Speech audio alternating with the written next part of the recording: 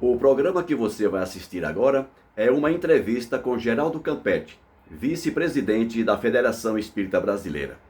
O tema do nosso bate-papo é o legado de O Livro dos Espíritos, nesse momento em que se comemora os 169 anos de sua primeira publicação, em 18 de abril de 1857. Se você gostar, peço desde já que deixe o seu like, o seu comentário e, se possível, divulgue para que outras pessoas também possam conhecer um pouco da doutrina espírita.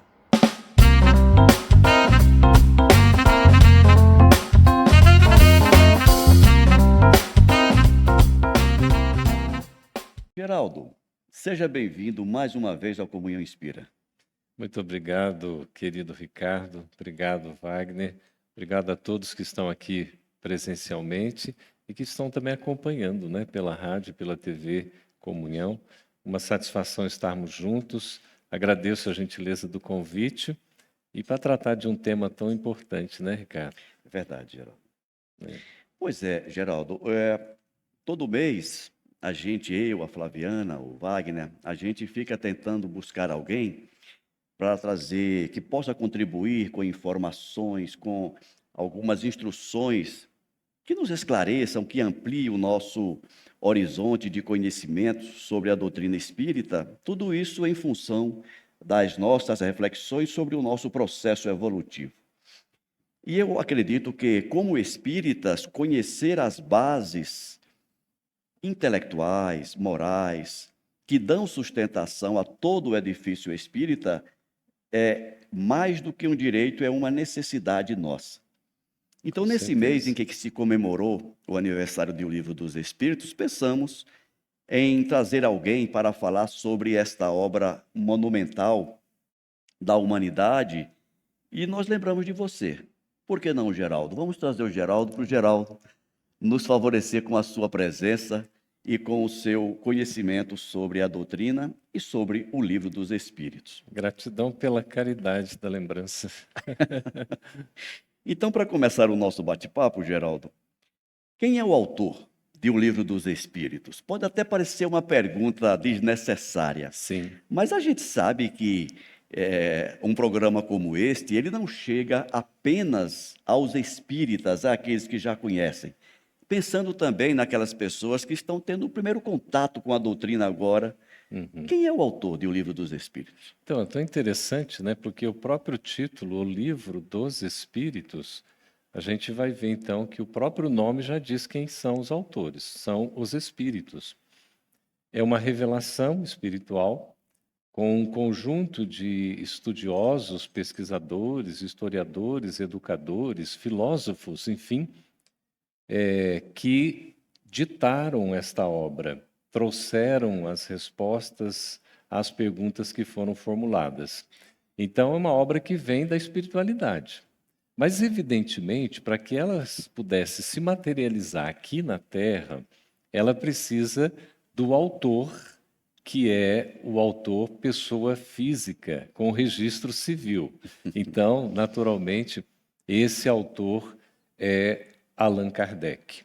Allan Kardec é um pseudônimo, não é um heterônimo que ele utiliza, porque já era um professor famoso na França, com o nome de Hippolyte Léon Denisard Rivail, com vários livros publicados na área do ensino, era um emérito professor, já reconhecido, e quando ele vai tomar o contato com o que estava acontecendo e vai ser esse intermediário para a publicação das obras que compõem, a gente chama a codificação espírita, essa sistematização, essa organização, a gente vai contar um pouquinho da história, ele adota esse pseudônimo, como Allan Kardec, para exatamente não confundir com a personalidade que ele já tinha como sendo uma pessoa famosa.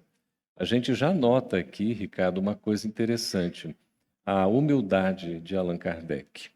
Ele conseguiu separar desde o início uma coisa da outra, né? Porque uma questão é a profissional, como um pedagogo, como educador, como professor, emérito, reconhecido, exímio. E no trabalho voltado para a espiritualidade, na codificação do Espiritismo, da qual ele é instrumento. Até o nosso querido doutor Evandro, que é o tradutor assim das obras, né, de Kardec, publicadas pela FEB, além do clássico, né, Guion Ribeiro, inclusive da Revista Espírita, ele diz que Kardec foi o materializador da doutrina espírita. Então, materializador, quem materializou o espiritismo aqui na Terra foi Allan Kardec. Agora, evidentemente, ele, como revelação, é de uma origem espiritual. Ele vem da espiritualidade superior. Por isso, é o livro dos espíritos e não dos espíritas.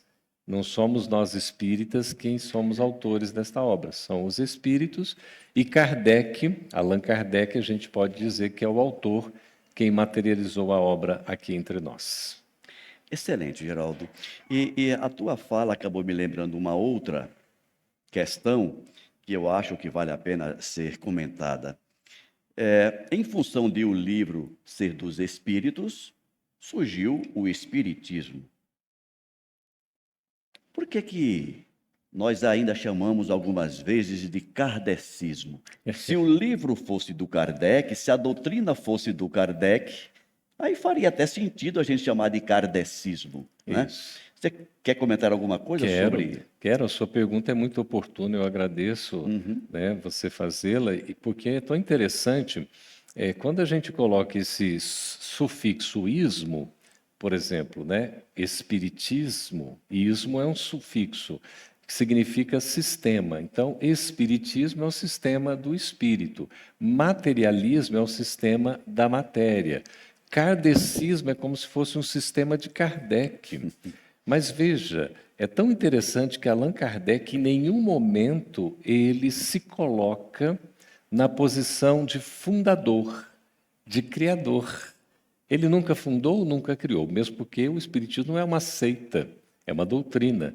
Como doutrina, é um conjunto de princípios básicos, então, trazida como uma revelação da espiritualidade superior, coordenada pelo Espírito da Verdade, que a gente tem um entendimento cada vez mais próximo de que é o próprio Cristo, né, que retorna nesta figura do Espírito da Verdade para trazer essa revelação, que tinha 15 minutos por mês para ficar com Allan Kardec na orientação do trabalho, só para a gente ver a envergadura, o nível evolutivo, naturalmente, desse espírito, e a gente verifica Não seria adequado, Ricardo, o termo kardecismo, porque é como se a gente estivesse seguindo uma personalidade, que é Allan Kardec. E aí nós poderíamos, inclusive, abrir, por exemplo, para a possibilidade de entender várias vertentes do Espiritismo. Aí você vai falar o Espiritismo kardecista, o Espiritismo que não é kardecista, o Espiritismo de mesa branca, o Espiritismo de mesa qualquer outra cor, não é? O Espiritismo baixo, o alto Espiritismo, o Espiritismo independente, o Espiritismo progressista, o Espiritismo raiz, você vê de tudo hoje. É uma coisa impressionante. Até essa denominação Espiritismo progressista não caberia no sentido de adjetivar como se fosse um espiritismo à parte, porque o próprio espiritismo ele já é progressista na sua revelação, como está no primeiro capítulo de A Gênese, quando fala do caráter da revelação espírita, não é? A revelação quando há verdade. Então você tira um véu para descobrir a verdade. E o espiritismo, ele é naturalmente progressista, porque ele vai acompanhando todo o desenvolvimento, né, da ciência, da filosofia e dos aspectos, né, também ético-morais. Por isso não seria adequado a gente dizer, mas você não é espírita kardecista, então você é o quê? Umbandista? Veja a confusão que se gera. Os nossos irmãos umbandistas, eles não são propriamente espíritas ou espiritistas. Ali existe a mediunidade, o fenômeno mediúnico, que é natural, não é um patrimônio do Espiritismo. O que o Espiritismo fez foi metodizar, sistematizar, estudar, codificar essa comunicação do plano espiritual com o plano material. Por isso que a gente tem esse entendimento. E com todo respeito aos nossos irmãos, a mediunidade se manifesta em tudo quanto é lugar. Inclusive nas missas, Nos cultos evangélicos, né, nos terreiros de Umbanda, com todo o respeito, ali ocorre a mediunidade. A mediunidade ocorre não só no centro espírita, ocorre em todo o cotidiano da nossa vida. Então, não é uma propriedade do espiritismo, não é porque há mediunismo, que é a prática da mediunidade, que se tem espiritismo. Mas o que o espiritismo fez foi exatamente estudar a mediunidade, para que a gente pudesse entender com maior clareza o seu significado. E a gente aprende cada vez mais que a mediunidade, como uma faculdade espiritual que demanda uma predisposição orgânica, ela deve ser aplicada sempre com Jesus. Por isso, não caberia dizer, eu sou espírita. Você é kardecista? Não, eu sou espírita. Mas você segue Kardec? Sim, eu sigo o espiritismo, que o espiritismo é codificado por Kardec. Não existe outro espiritismo.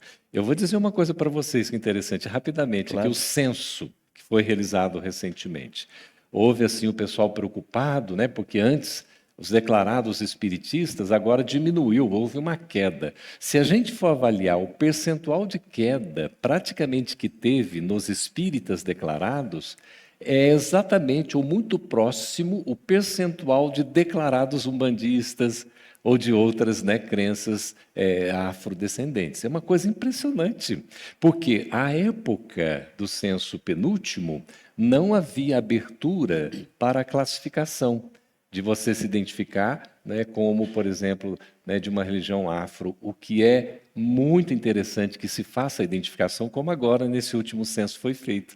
Então, alguns que se declaravam espíritas se declararam, né, por exemplo, do candomblé, né, da Umbanda, e aí esse percentual saiu dos espiritistas.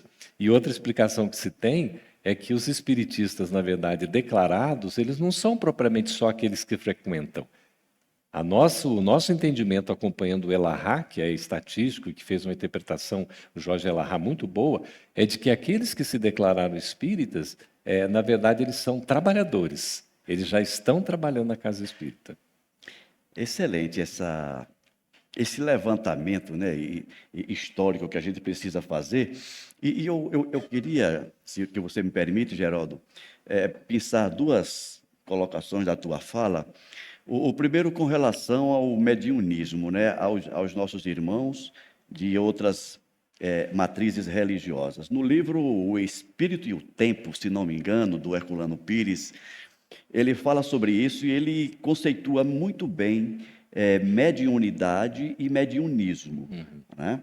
A mediunidade é uma característica espírita em função de ser uma prática estudada e devidamente preparada às pessoas para desenvolvê-la, enquanto que em outras formas de manifestação mediúnica ocorrem sem nenhum preparo doutrinário, o que ele chama de mediunismo, que é a mediunidade natural, se expressando naturalmente, muitas vezes até sem a consciência do próprio médium. Isso. Que desenvolve aquela mediunidade. E que acontece espontaneamente, né? E espontâneo, porque exatamente. É uma faculdade do espírito e vai se manifestar a depender, né, da condição, da situação, da programação que se tenha. É verdade.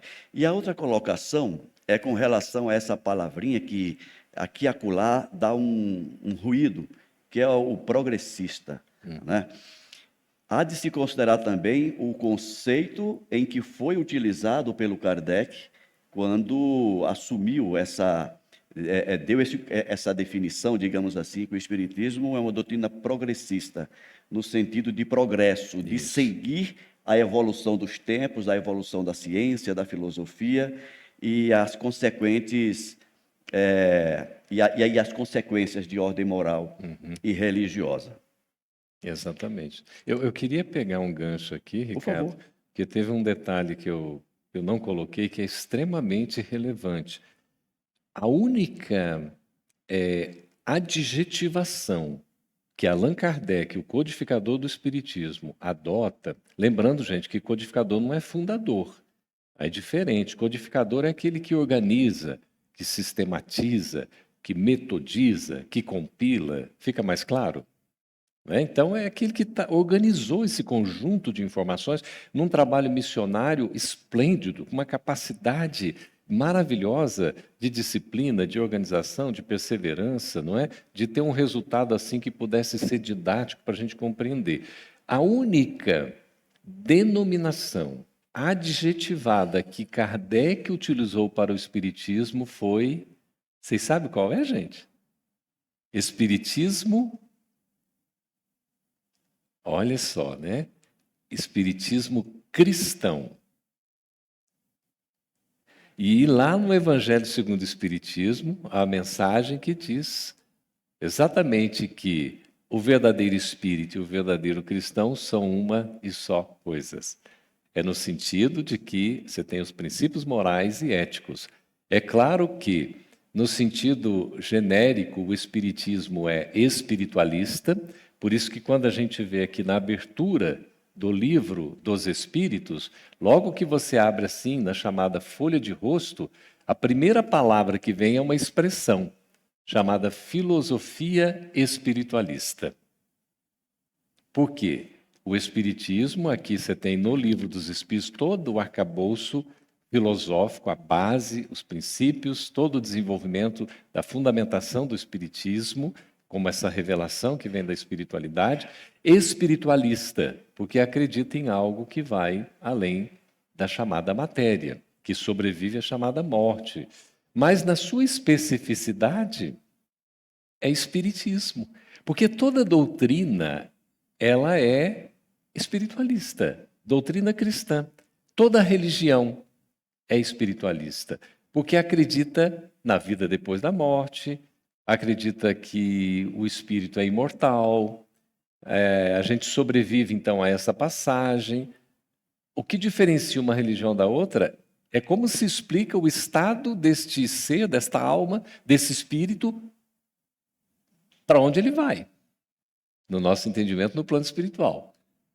Esse entendimento, céu, vai para o inferno, fica no purgatório, vai dormir, isso vai modificar de entendimento. Para alguns acaba tudo, mas para aqueles que acreditam que fica alguma coisa, são espiritualistas. O espiritismo também é espiritualismo. Mas é espírita porque tem uma série de princípios que são naturais, porque são leis divinas, a própria crença na existência de Deus, na existência e imortalidade do espírito, a conservação da sua individualidade, são princípios que estão aqui, exarados logo na introdução de O Livro dos Espíritos. A comunicabilidade dos espíritos, a reencarnação, a lei de causa e efeito, não é? O livre-arbítrio, tudo isso, a lei de evolução, que o nosso Ricardo já citou aqui, tudo isso faz parte como princípios, inclusive a pluralidade dos mundos habitados, que é uma coisa impressionante. Então, essa é a questão do espiritismo como um detalhamento, um resumo, uma consolidação das leis naturais, de tudo que existe. Como lei natural, o espiritismo consolida. Por isso, então, a conexão que existe do espiritismo com o cristianismo. O espiritismo com o evangelho de Jesus. Kardec com o Cristo. Nós nunca poderemos dissociar o espiritismo de Jesus. Isso aqui dá pano para manga, né? Certamente, mas é muito importante nós termos esse entendimento. Por isso Kardec chamou a única denominação adjetivada, então, espiritismo cristão. Para a gente nunca perder essa ideia de que nós não podemos nos desvencilharmos de Jesus, que é o nosso modelo e guia. É verdade. E antes de pedir para o Wagner ler a questão que já nos foi enviada, quem já não ouviu aquela pergunta, meio assim que assombrado, né? Mas vocês espíritas também acreditam em Jesus? Eu já ouvi algumas nessa, né? Mas vocês acreditam em Jesus? É porque eles acham que é coisa né, de outra parte. Atualmente eu até já brinco, né? Quando diz, você acredita? Eu digo, não, eu já acreditei. Agora... Né? Hoje eu tenho certeza, estou convencido disso. Mas, Wagner, eu tenho uma pergunta aí para o Geraldo. Vamos lá. É uma pergunta bem simples. E falando um pouco do Espiritismo, eu quero parabenizar a FEB, o Geraldo e mais as pessoas do Espiritismo. É bom a gente avisar isso. Está com um programa, shotzinho lá no canal da FEB, que tira todas essas dúvidas, né, Geraldo? Que tira todas essas falas do que é Espiritismo, de coisas Acompanhem lá, é muito interessante. A pergunta aqui é falando sobre a metodologia de Allan Kardec. Que ele pergunta, a pessoa pergunta o seguinte: dessa metodologia, qual foi a metodologia utilizada por Allan Kardec na certificação dos resultados obtidos? As mesmas perguntas e respostas foram feitas mesmo em vários locais distintos? A pessoa está perguntando Sim. sobre essa metodologia que você falou. É muito interessante. Bom, é só a pergunta enseja aí a gente contar um pouquinho da história como aconteceu, né? Imagina a França. França, século XIX, era o berço da civilização da Terra. Tudo o que acontecia de descoberta na parte científica, de desenvolvimento filosófico, cultural, os eventos, tudo passava pela cidade das luzes, Paris, né? E por esse país, a França. Ali era convergência. E tudo que fosse desenvolvido se espalhava originário dali. Passava por ali, ou nascia ali, e se espalhava mundo afora. Foi por essa razão que o Espiritismo, então, ele é revelado na França, por Allan Kardec codificado, mas ele surge como fenômeno em todas as partes do mundo. Na verdade, até no livro Fenômeno Espírita, é colocado para nós que o Espiritismo ele existiu desde sempre. Eu me lembro quando era jovem, tinha chegado aqui em Brasília, até fiz uma anotação. Não é verdade que o Espiritismo existiu desde sempre, porque ele só surgiu com o Livro dos Espíritos em 1857. Eu já era chato, um pouco mais jovem, imagina agora, né? Mas aí, depois é que eu fui entender, amadurecendo, aí me explicaram. Não é a doutrina codificada como Espiritismo, realmente surge a partir de 1857, com a publicação da primeira edição do Livro dos Espíritos. Mas como princípios fundamentais, posto que naturais e divinos, existiram desde todo sempre, não é? E aí a gente vai ver Kardec, o que acontece? Na França, gente, estava havendo umas coisas curiosíssimas. O pessoal ia se assim passear, ia se divertir nos bares, né? Ali as conversas ali para lá e para cá, tomava uma e outra, sabe essas coisas assim? De repente, começaram a observar que uma mesa começava a se movimentar. Vocês conhecem a história, não conhecem? A mesa começa a movimentar. Começa a movimentar, começa a se erguer, começa a bater a perna e tudo, começa daí para lá e aquela coisa toda, o pessoal começou a se divertir. Aquilo ali era curiosidade, era uma coisa, nossa, que bacana, mas ninguém levava muito a sério. Aí teve um amigo de Kardec que chegou e falou: está começando a acontecer umas coisas assim e tal. Aí Kardec falou: isso aí é fruto do magnetismo, né? Tal. Kardec já era um estudioso do magnetismo. Depois, esse mesmo amigo chegou para Kardec e disse assim, se Potier, né? Falou: olha, o negócio é o seguinte, essas mesas não só estão dançando, estão se movimentando, estão batendo os pés, como agora estão respondendo a perguntas. Aí Kardec falou: meu amigo, vamos parar com esse entusiasmo todo, porque é o seguinte, você vai ter que me provar, então, que essas mesas, né, que respondem perguntas, que elas têm, então, não é, nervos para sentir e cérebro para pensar. Porque Kardec, gente, era da razão. Então, o método adotado por Kardec é racional, científico, empírico, de teste. Prova aqui, verifica se é isso mesmo, comprova, verifica, retifica se não é e tal, sempre nesse sentido. Aí, quando ele ouviu isso, ele ficou curioso, agora sim vamos ver. Aí ele foi em loco, ele foi mesmo no local onde aconteciam esses fenômenos, e aí ele começou a observar. Ora, eram feitas perguntas, tinha lá uma codificação, haviam respostas, as perguntas eram frívolas, as respostas então nem se fala.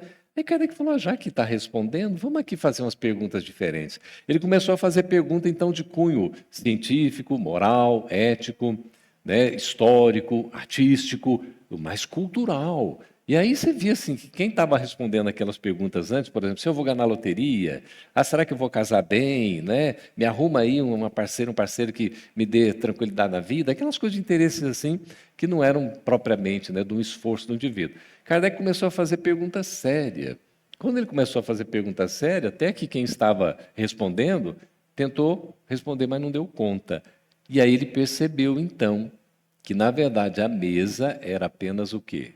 Um instrumento. Utilizava-se a mesa como um instrumento. Depois foi evoluindo para outros sistemas até não precisar mais da mesa. Mas Kardec começou a fazer perguntas sérias, as respostas começaram a ser sérias. Então, a constituição metodológica foi através de perguntas, de indagações, que é o método, inclusive, socrático da maiêutica, até quando, né, alguém vem e lhe pergunta alguma coisa, Sócrates devolvia a pergunta para o discípulo poder refletir. Então, Kardec perguntava, e tem uma coisa interessante, que foi num livro publicado pela FEB, de perguntas e respostas do CFN, Conselho Federativo Nacional, de 2000, faz já 26 anos, né? 26 Muito anos. tempo. E ali era Conversas Fraternas, o título do livro. E tem uma pergunta que foi feita, e Divaldo Pereira Franco respondeu. Aí ele disse o seguinte na resposta, que Kardec estava num nível para responder as perguntas, mas alguém tinha que fazer as perguntas, alguém tinha que questionar. Então, Kardec, com toda a sua sabedoria, faz as perguntas com propriedade, assim. E tem outras perguntas que vêm de vários pontos. E ele vai explicar essa metodologia. Quem foi que perguntou? Está identificado? Então, está encarnado aqui, né? Quem perguntou? O pessoal está acompanhando. Está aqui. O pessoal pode ter sido psicografado, quem sabe. Mas aí, muito interessante, porque nesse ponto a gente vai verificar que Kardec apresenta no livro, que faz parte do Pentateuco Kardeciano, dos 5 livros, o Livro dos Espíritos, o Livro dos Médiuns, o Evangelho segundo o Espiritismo, o Céu, o Inferno e a Gênese. No livro, o Evangelho segundo o Espiritismo, Kardec traz na introdução como se desenvolveu esse método. E ele trabalha também lá na primeira parte do livro dos médiuns, o método. Ele vai explicar o método como é trabalhado. Fala dessa questão empírica, científica, das perguntas, da consulta aos espíritos, e ele vai utilizar uma metodologia que é chamada controle universal do ensino dos espíritos. Já ouviram falar nessa expressão? Então, isso significa o quê? Que quando ele tinha uma revelação do plano espiritual, por exemplo, através de um médium vinha uma informação, ele ia checar para conferir se aquela informação advinda de um espírito ou de um grupo, através de um médium, ela conferia. Aí ele consultava outro médium e outro espírito que respondia. Então, essa comparação, que aí ele viu o quê? Que a informação era vinda de um lugar, do outro lugar, vinha de outros países, inclusive. Por exemplo, o livro O Evangelho segundo o Espiritismo, ele tem 28 capítulos. Geralmente, em torno de 20 capítulos, a segunda parte tem a chamada assim, Instruções dos Espíritos. Vocês conhecem o Evangelho segundo o Espiritismo, né? Aquelas instruções dos Espíritos, gente, são em torno de 1000 mensagens que Kardec recebeu de 1000 centros diferentes no mundo inteiro, ou do mundo inteiro, vindo para a França, e ele selecionou cerca de 100 mensagens para constituir a segunda parte desses cerca de 20 capítulos do Evangelho segundo o Espiritismo, que eu vou chamar de Instruções dos Espíritos. Essas mensagens todas eram validadas, eram conferidas, eram batidas. Se houvesse qualquer dúvida, ele ia indagar, ele ia perguntar para tirar a dúvida. E isso é fundamental a gente entender, que são informações referentes ao que nós chamamos, e o próprio Kardec denominou, de princípios fundamentais do Espiritismo. Tudo que é princípio fundamental do Espiritismo, que são basicamente assim, didaticamente 7, a existência de Deus, existência do Espírito, imortalidade do Espírito e a sua conservação da individualidade após a morte, comunicabilidade dos Espíritos, a lei de causa e efeito do livre-arbítrio, a reencarnação, a lei de evolução e a pluralidade dos mundos habitados, tudo que fosse referente a essas questões, eram passados pelo crivo da razão, pelo método do controle universal do ensino dos espíritos, porque só seria realmente ratificado, confirmado como um princípio da doutrina quando passasse por esse método. Então, acho que responde à questão, não é? Um método científico, empírico, de pesquisa, de indagações, de confrontação, de comparações, para se poder chegar com seriedade e segurança ao resultado que se chegou. Excelente. Geraldo, por favor, nos fala um pouco agora sobre quais são as principais ideias contidas em O Livro dos Espíritos que diferenciam o Espiritismo de outras doutrinas, por exemplo? Quais são essas ideias principais? O que você pensaria? Interessante. Veja que logo na introdução do Livro dos Espíritos, na primeira parte, no item 1, Kardec ele traz para nós uma lucidez, Ricardo, que é admirável. E ele diz assim: para a gente conseguir entender, é preciso que a gente tenha palavras que traduzam exatamente o que queira ser dito. Olha só, a palavra espiritismo já existia? Já. Alguns estudiosos dizem que desde 1853, um pouco antes ali, 54, 55, já chegou a utilizar-se a palavra espiritismo, mas com o entendimento denotativo que Allan Kardec atribui ao espiritismo, é ele quem dá em 1857 com a publicação do Livro dos Espíritos. Então pode-se dizer que a palavra, o vocábulo espiritismo é um neologismo, sim, porque não existia, mas foi criado um pouco antes do próprio Allan Kardec. O uso que foi dado, conforme Kardec deu, realmente é uma responsabilidade de Kardec. Isso é só uma curiosidade histórica, porque a gente diz assim, é um neologismo criado por Kardec. Se você entender o uso específico, sim, mas a palavra já existia antes, ok? Mas aí você vê, por que espiritismo? Ele vai e explica logo no início, que é tão interessante, porque você tem o espiritualismo, que existia e que continua existindo, mas se denominou espiritismo para exatamente tomar um conjunto de princípios fundamentais que vão explicar exatamente o que significa essa doutrina, essa nova revelação. No início era até chamada assim, não é? Como se uma revelação, não é, nova, porque toda fundamentada no Evangelho de Jesus, que não veio trazer nenhuma nova moral, mas veio trazer o desenvolvimento, explicações que até então a gente não tinha acesso. Por isso que está em João 14, lá no capítulo 14, joanino, versículos 15 a 17 e 26. Se me amais, guardai os meus mandamentos, e eu vos enviarei outro Consolador, o Espírito da Verdade, para que fique eternamente convosco. E aí, esse Espírito da Verdade vai explicar o que a época não poderia ter dito, né? Jesus, e vai desdobrar os ensinamentos, vai tomar aquela essência e vai trazer, evidentemente, revelações sobre aquilo. Não vai trazer novidades no sentido assim, porque a boa nova já é a novidade, o Evangelho de Jesus é a novidade. O que o Espiritismo traz é o desenvolvimento dessa segunda revelação, que é a revelação do amor trazida por Jesus. E esse próprio Cristo retorna na figura do Espírito da Verdade, numa pleiade de espíritos superiores, trazendo o Espiritismo como revelação da espiritualidade maior. Então a gente vê tudo muito conjugado, mas a necessidade de identificar e separar o que é específico. Por isso se chama filosofia espírita ou filosofia espiritualista, porque exatamente o entendimento de onde nós viemos, o que nós estamos fazendo aqui, para onde a gente vai, qual é o significado da nossa existência atual, isso o Espiritismo traz de um jeito todo especial, explicando o porquê do sofrimento, o porquê da dor, o porquê das provas, das expiações, o porquê das diferenças que a gente tem entre uns e os outros, a justiça divina, a imortalidade. Como é que fica a nossa situação após essa passagem aqui pela Terra, na existência atual? O Espiritismo traz uma compreensão, por exemplo, sabe de quantas vidas nós temos? Vocês fazem ideia? Quantas vidas a gente tem? O pessoal da internet também vai pensando aí. A gente só tem uma vida, porque é a vida do Espírito.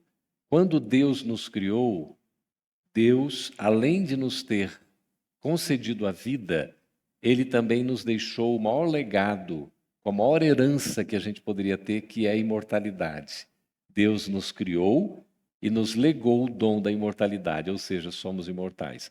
A explicação que o Espiritismo nos oferta acerca desse sentido, desse significado, é algo maravilhoso, porque modifica por completo, Ricardo, o nosso entendimento sobre a existência atual. Porque nós temos várias existências. É o princípio reencarnacionista, que é um dos princípios básicos do Espiritismo, que vai explicar não só a justiça divina, mas também o seu amor. Porque nós reencarnamos para evoluir, para aprender, mas também reencarnamos para pagar contas, dívidas que a gente ainda tem algumas coisas a acertar por conta do mau uso do livre-arbítrio, dos equívocos que a gente cometeu. Mas a justiça divina não é punitiva, nem condenativa, ela é educativa. Isso o Espiritismo nos traz com muita clareza. Por isso a gente vê no Espiritismo esperança. Aquela possibilidade da gente evoluir por esforço próprio, fazendo a nossa parte e seguindo em frente. Então, gente, o Espiritismo é uma luz. Se o Evangelho de Jesus é o roteiro de nossas vidas, Ricardo, o Espiritismo é uma luz que vai alumiando assim a nossa passagem. E a gente tem que aproveitar esse recurso fundamental que a gente tem à disposição. Verdade. Temos mais uma pergunta do público, Wagner? 2 perguntas. Bom, Geraldo. Bom, Ricardo. A primeira pergunta é de um encarnado daqui. Eu acho que é Tiffany o nome. Desculpa se eu estiver falando errado. Tuane, né? Tá ali, se identificou, a Tuane.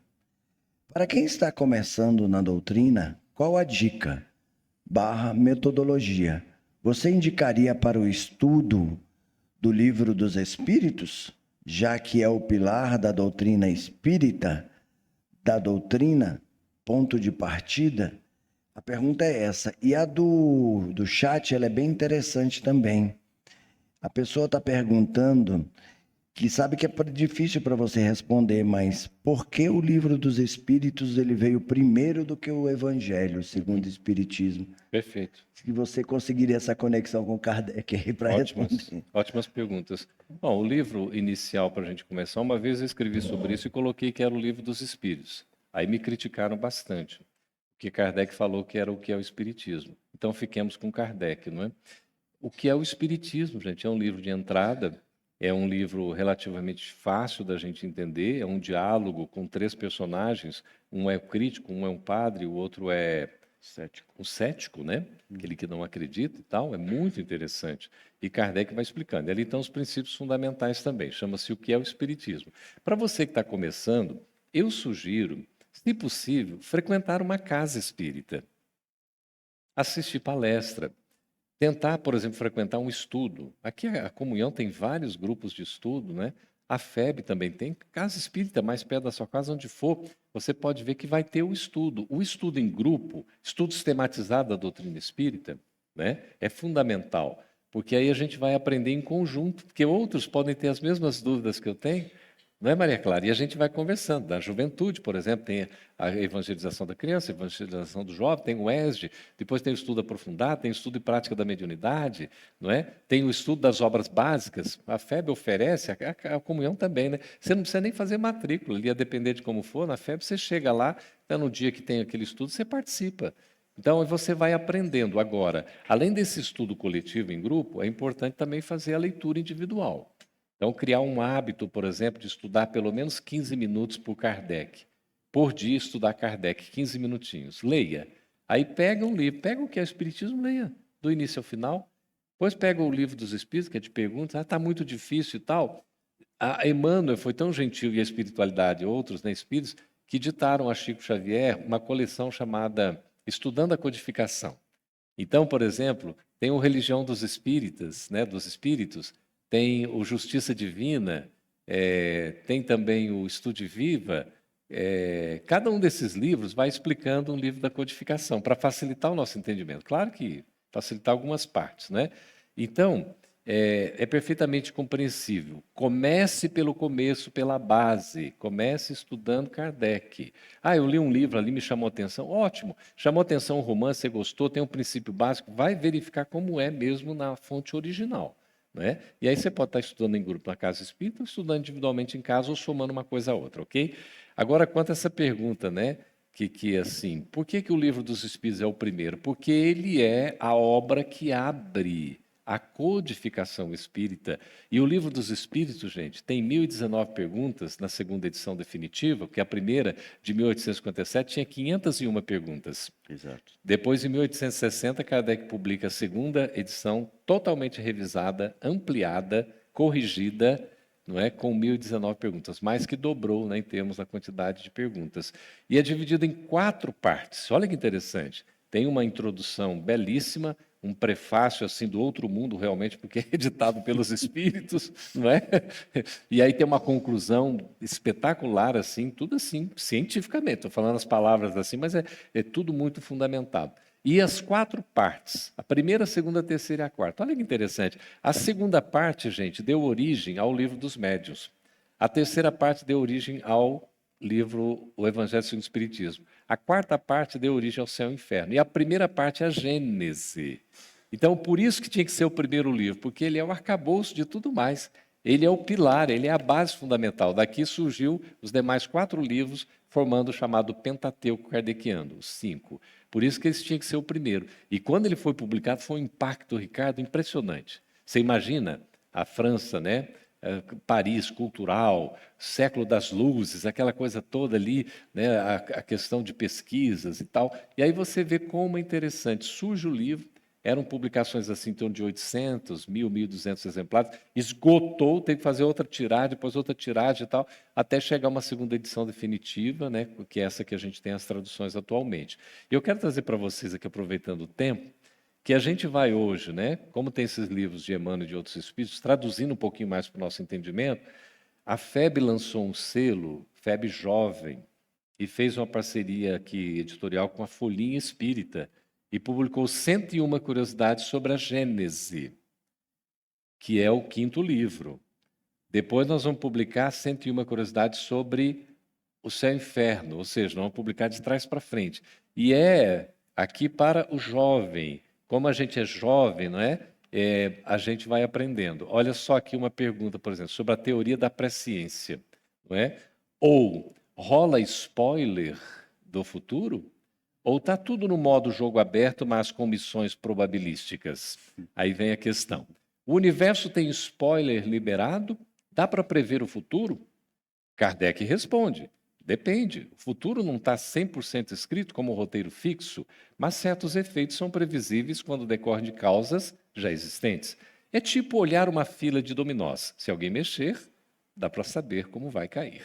Olha que lindo. E aí você tem a pergunta, tem uma imagem desenhada pela IA e tem a resposta. É um livro inédito, num formato como nunca ainda existiu na literatura espírita, tá? Eu estou falando que a gente editou, nunca tinha visto algo assim, e a gente criou um selo específico para poder editar essa obra, que é de Alan Mitchell, ok? Isso já está disponível, essa é a boa notícia. Com certeza. Respondi? É? Tem mais uma pergunta, né, Wagner? Nossa. Depois de Kardec, existiu ou existe algum outro autor codificador da doutrina? Olha, codificador da doutrina espírita é Allan Kardec. Até se cogitou, não é, por estudos assim, se tivesse qualquer problema, qualquer dificuldade, né, Kardec não seria insubstituível. Teria outras personalidades que poderiam dar sequência ao trabalho da chamada codificação espírita. E até se falou, se pensou, se cogitou, né, que Leon Denis poderia ser um daqueles que daria essa continuidade como um filósofo espírita. Mas não houve essa necessidade de como codificador. Mas o trabalho, gente, não é isolado, não é de uma única pessoa. O próprio Espiritismo ele é fruto da revelação da coletividade espiritual. A grande diferença da revelação espírita é que ela não está fundamentada como, por exemplo, a da justiça em Moisés, 1250 anos aproximadamente antes de Cristo, a do próprio Cristo, né, fundamentada nele a revelação do amor, e depois, embora tenha o Espírito da Verdade coordenando todo o trabalho, mas uma pleiade de espíritos. É claro que nenhum deles, tanto Moisés quanto Jesus, não trabalharam sozinho, mas o Espiritismo se caracteriza por ser algo efetivamente coletivo. É uma universalidade. do ensino dos espíritos, ok? Então, mas teve uma equipe enorme, que inclusive trabalha até hoje nos desenvolvimentos dos aspectos, porque o espiritismo é uma doutrina de tríplice aspecto. Ao mesmo tempo, o espiritismo é ciência, filosofia e religião. É ciência no sentido da comprovação da imortalidade da alma através da chamada fenomenologia espirítica. Entenderam? Deu para entender? Através da mediunidade, do contato com o plano espiritual, das revelações que tem, das confirmações que tem. E o espiritismo é ciência nesse sentido, né? Desses fenômenos todos, e a mediunidade está aí para comprovar. É filosofia porque explica de onde nós viemos, para onde é que a gente vai e o que nós estamos fazendo aqui na Terra. Responde questões que os filósofos, pensadores, cientistas, professores vêm tentando responder ao longo de todos os séculos aí da história da humanidade e não conseguiram. O espiritismo responde. E o espiritismo é religião? Não no sentido. Kardec resolve essa questão na Revista Espírita de dezembro de 1868, perguntando: o espiritismo é uma religião? E aí ele vai responder: não, senhores. O espiritismo não é uma religião. Não é uma religião dogmática, não é uma religião que tenha paramentos, que tenha hierarquias, que tenha sacerdócios, que tenha rituais. Mas o espiritismo, sim, senhores, é religião no sentido da união, da unificação, da fraternidade, da solidariedade, da comunhão do ser com o Criador, do filho com o pai, dessa religação, no sentido religare, da palavra em latim, que é esse ponto de contato entre o indivíduo com o sagrado. Assim o espiritismo é religião. E por isso ele tanto se desenvolveu aqui no Brasil. Quando a gente separa o espiritismo da religião, nós estamos deixando o espiritismo incompleto. Ele é uma religião doutrinária em 3 aspectos que não dá para separar. E é uma religião cristã, uma doutrina cristã. Por isso que não pode separar Kardec de Jesus, porque Jesus é a porta, Kardec é a chave.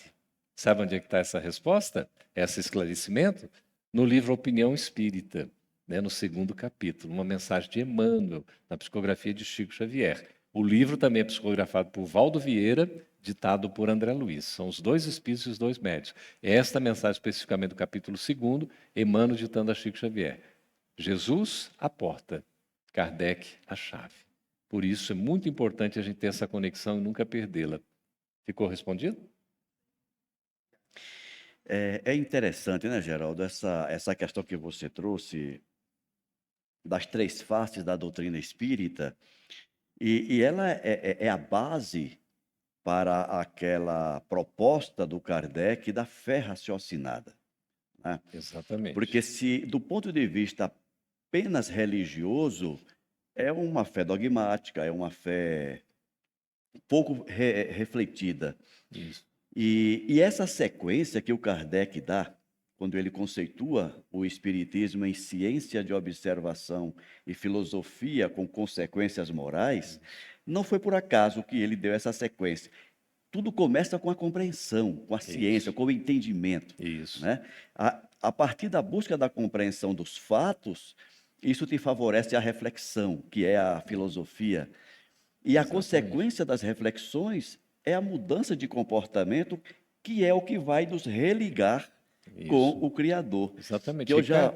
É muito bacana. Você vê quando as 4 partes do livro dos Espíritos, a sequência mesmo da Gênese, que é a parte mais científica, digamos assim. Embora ela tenha 3 partes que dividem a Gênese, que vai falar exatamente a Gênese, os milagres e as predições, né? Vai estar explicando assim. A segunda parte, também científica, que é o livro dos médiuns, que é o mundo espiritual, a conexão, a comunicação pela mediunidade.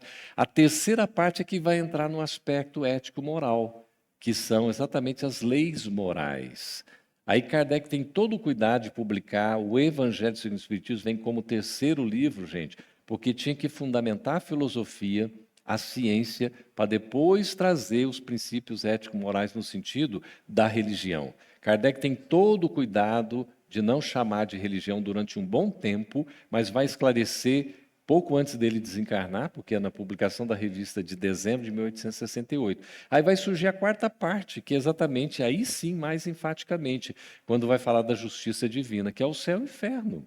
Que aí vai tratar exatamente como é que essa situação lá depois, esses fatos comparativos entre as religiões e tudo, por que que o Espiritismo é diferente? Olha, eu digo assim, a gente agradece a Deus pela vida e pela imortalidade.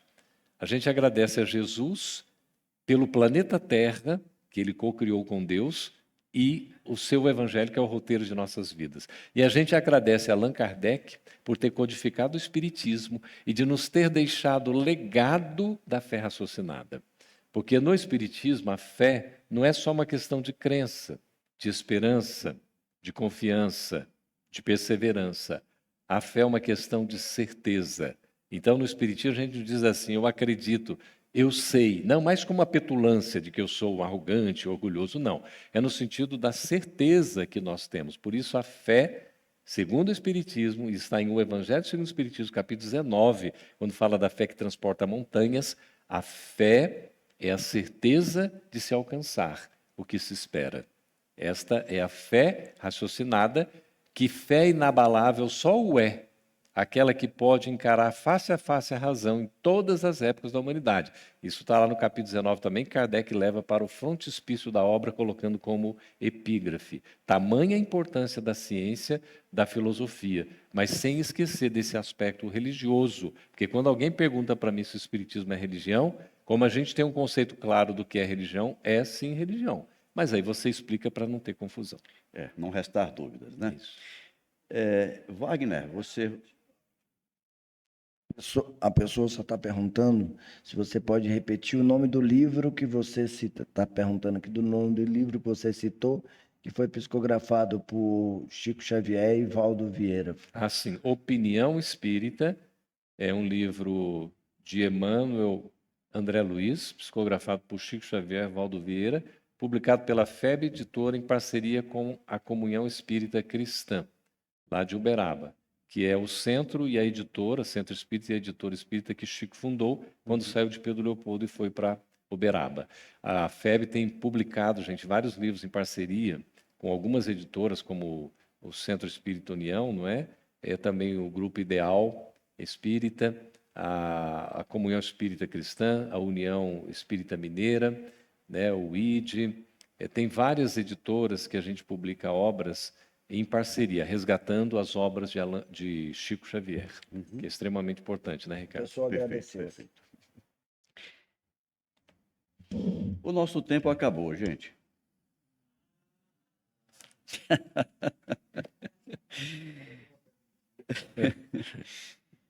Geraldo, eu quero, em nome da comunhão, em nome da nossa audiência, agradecer a tua disponibilidade e ter aceitado o nosso convite. E o que eu vou dizer agora não é força de expressão, mas a gente poderia ficar aqui muito tempo falando sobre o Livro dos Espíritos. Eu não sei se você sabe, a Comunhão Espírita tem um projeto que começou conosco, começou eu e o Adilson, e, rapaz, eu não vou lembrar o ano, mas tem uns 10 anos já isso, quando nós começamos a ler e comentar o Livro dos Espíritos. E esse projeto terminou no início desse ano, quando nós levamos foi quase 9 anos, né, com publicações semanais. O programa se chama O Livro dos Espíritos em Nossa Vida. Nós já concluímos a leitura do Livro dos Espíritos, mas o programa continua disponível nos canais da comunhão. Quem tiver interesse, busca lá O Livro dos Espíritos em Nossa Vida. São programas com 30 minutos de duração, inicialmente eu e o Adilson, e já no final eu e o Alcir Almeida comentando o Livro dos Espíritos. E realmente, para usar uma expressão bem jovial, é uma viagem. Você estudar o Livro dos Espíritos é uma viagem. Te leva para mundos que só o conhecimento pode nos levar. Que mês que nós estamos, Ricardo? Abril. Abril, né? Você quer o reformador de abril ou de maio de presente? O de abril. O de abril. Então, o de abril é esse aqui. Alguém vai receber de maio, tá? Nem chegou o mês, já tem o reformador. Já levantou a mão aí atrás? É esse aqui. Muito obrigado, Geraldo. Deus abençoe, né? A Federação Muito Espírita obrigado. Brasileira. Eu que agradeço a oportunidade, Ricardo, uma honra ter estado aqui, estar com vocês. Que bênção, viu? Obrigado, Wagner, obrigado aí a companhia de todos. Pessoal que está acompanhando pela internet. Vai assistir depois também, né? Fica gravado. Fica gravado, exatamente. Muito obrigado pela atenção de todos. A gente se encontra no próximo mês, sempre no último sábado, com mais um Comunhão Inspira. Geraldo, mais uma vez, muito obrigado. E eu quero te pedir, se possível, fazer a prece de encerramento. Pode ser? Vamos fazer. Então vamos agradecer este momento, a bênção da convivência fraternal, do aprendizado constante para o desenvolvimento dos laços do verdadeiro amor. Agradecemos, Senhor, por tudo. A Deus pela bênção da vida e da imortalidade. A vós, Senhor, por esse planeta maravilhoso que nos serve de morada e pelo vosso Evangelho, que é o roteiro das nossas vidas. Agradecemos ao codificador Allan Kardec pelo Espiritismo, que é luz nas nossas vidas, pelo legado da fé raciocinada que nos dá segurança para que não sejamos aqueles a cairmos no fanatismo, mas temos a lucidez da escolha segura e certa, na convicção do bem, do bom caminho.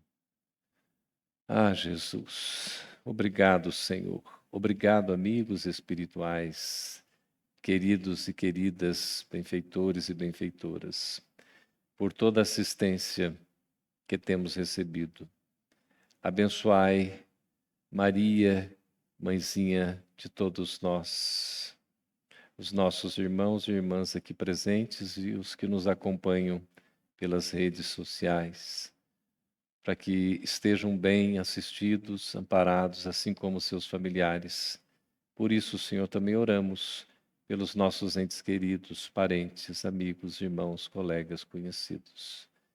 Todos que tenham vínculo direto ou indireto conosco, estejam próximos ou distantes, saudáveis ou adoentados, encarnados ou desencarnados, Senhor, recebam esta prece como um estímulo a seguirem avante, sempre na esperança de que o amor divino, a providência de Deus, sempre olha por todos nós.